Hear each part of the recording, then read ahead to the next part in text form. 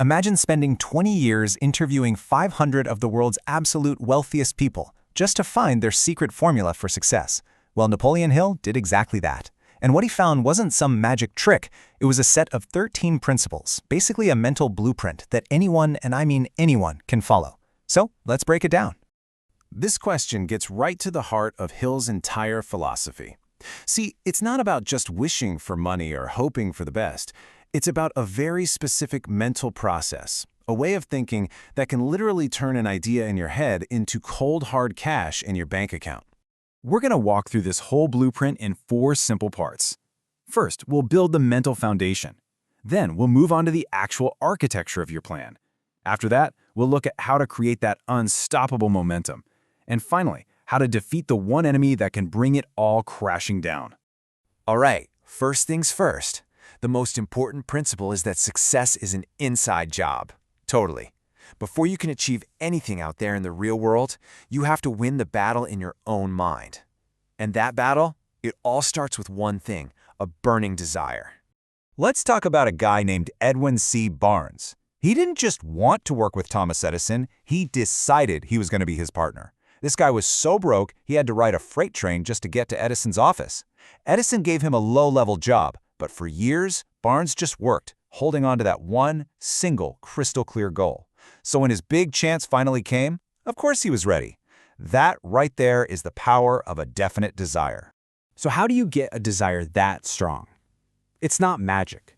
Hill laid out this exact 6-step process. Just look at it. It forces you to go from a vague wish, like, I want to be rich, to something incredibly specific. An exact amount of money, a definite date, and what you're willing to give in return.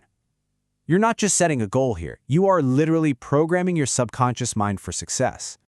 Okay, so once you've got that burning desire, you have to add faith. Think about Dwayne "The Rock" Johnson back in 1995. He had just been cut from pro football with only $7 in his pocket. 7!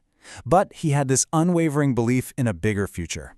Faith, in this sense, it isn't just hope. It's the ability to see and actually feel your success as if it's already here, long before it becomes a reality. Hill called this process autosuggestion. And honestly, the Jim Carrey story is the perfect example.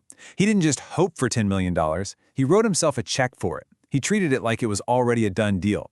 That little check was a command to his subconscious mind, a command he looked at every single day until it became his reality. Incredible. So, you've built the mental foundation. Awesome. Now it's time to create the actual blueprint. This next part is all about the architecture of your success, the real plans, the knowledge, and the ideas you'll use to make that goal a reality. Hill makes the super critical distinction between 2 types of knowledge. When a newspaper once called Henry Ford ignorant, he sued them.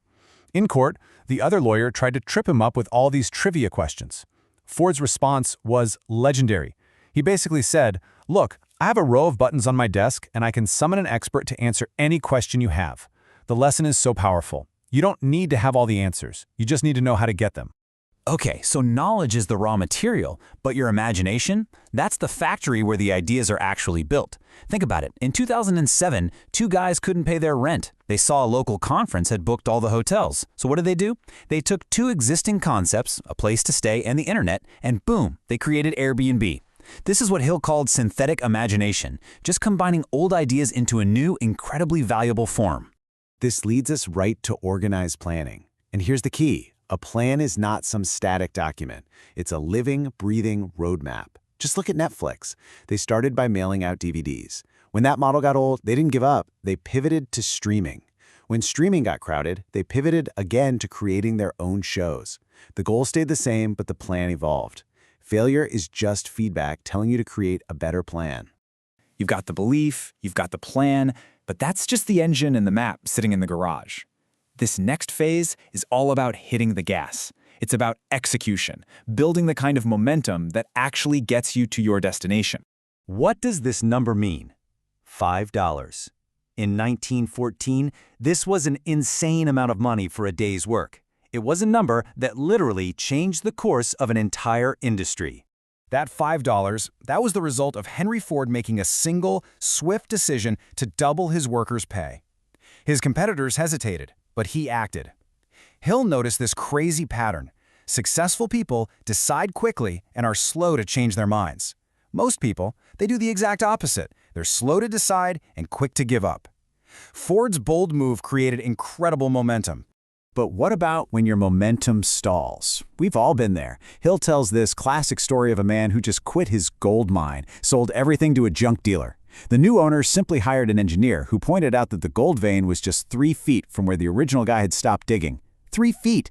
That's the power of persistence. It's the only thing that separates a temporary failure from a permanent defeat. And you know, being persistent is a whole lot easier when you're not going it alone. This is where Hill's concept of the mastermind comes in. Think of the Wright brothers, 2 bicycle mechanics who took on the world's top engineers and won. They had each other. They shared ideas, they supported each other, and they pushed one another forward. Their combined mind was so much more powerful than either one alone. A mastermind isn't just a support group, it is a full-on strategic alliance. It gives you accountability, emotional support during those tough setbacks, and access to knowledge and networks you just don't have. It's like plugging your brain into a shared power source. Okay, we've covered belief, planning, and momentum, but you can master all of those and still fail if you don't conquer one final enemy. This is the internal battle. This is the big one. Hill identified what he called the 6 ghosts of fear. These are the silent dream killers that creep into our subconscious. The fear of what other people will think, the fear of losing what we have, the fear that it's just too late. See, they don't shout, they whisper, and their number one weapon is hesitation. At the end of the day, fear is a liar. Its only job is to keep you in that someday zone, waiting for the perfect time that, let's be honest, never actually comes. But every single principle we've talked about is designed to combat that hesitation, to get you to act now, right from where you are, with whatever you have. In the end, this isn't just about getting rich. It's about refusing to let fear and indecision write your life story for you. The most successful people on earth don't wait for the fear to go away. They act in spite of it. So the only real question is, what will you decide today? Because really, that decision is the only thing standing in your way.